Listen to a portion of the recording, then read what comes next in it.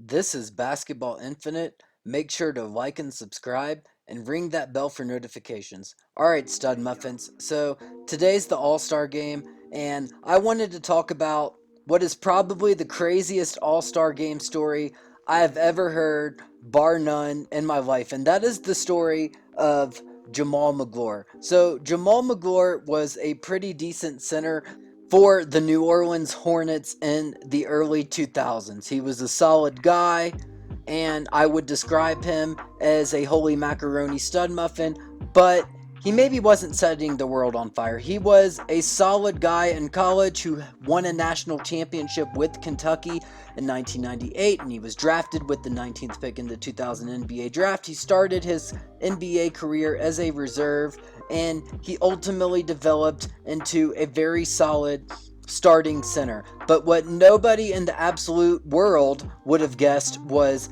this. You see the 2004 All-Star game here, and you've got current and future NBA Hall of Famers in the starting lineup. AI, T-Mac, VC, Jermaine O'Neal, and Ben Wallace. All of these guys are absolute stun muffins.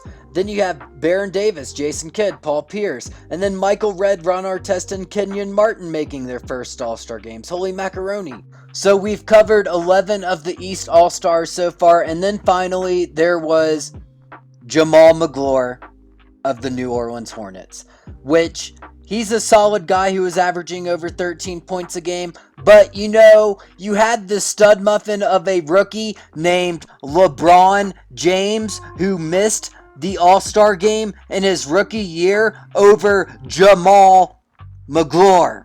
Are you absolutely kidding me? This is absolutely bonkers. It is the most insane thing I have ever heard in my entire life of being a basketball fan. This is an absolute tragedy to the highest form. I cannot believe it. This is just absolutely insane. LeBron James was and is still and will always be a stud muffin, and how Jamaal Magloire made an All-Star game over him, I cannot believe. So the All-Star game is in the Staples Center in the City of Angels, Los Angeles. February 15th, 2004 is the date. Kobe Bryant is playing. And then this happens. 25 lead on the East. Ron Artest of the Indiana Pacers. Did he have a problem dressing in the dark? How about those shoes? He's wearing different shoes. Down to 15 seconds remaining in the quarter. Again, that good-looking backcourt man, Shaquille O'Neal, takes all the way and is rejected. Final seconds of this first quarter. Here's Magloire getting inside 0.2 of a second.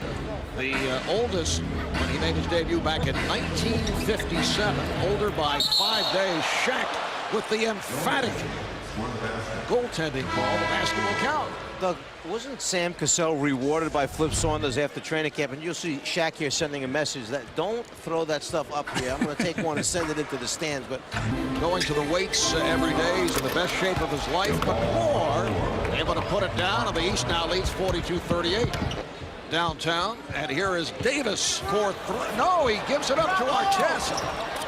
Magloire trying to squeeze his way through, and does. And Jamaal Magloire, folks, is the high man in this first half. He has 12 points. Steal, and Kidd gives it up. Here's Magloire with a windmill. Kidd. And everyone, let the record show that Jay-Z and Beyonce were starstruck by Jamaal Magloire. Allen lost it. Davis with Magloire. A couple of Hornets get together. And overall, Jamaal Magloire was an absolute stud muffin in the 2004 All-Star game, despite being one of the craziest All-Star selections ever. He led the Eastern Conference with 19 points, a team with multiple future Hall of Famers, and they did lose by 4 to the Western Conference. But if the Eastern Conference had won this game, Jamaal Magloire might have been the damn MVP. He was eventually traded to Milwaukee in 2005. He was traded to Portland in 2006. He was signed by New Jersey in 2007.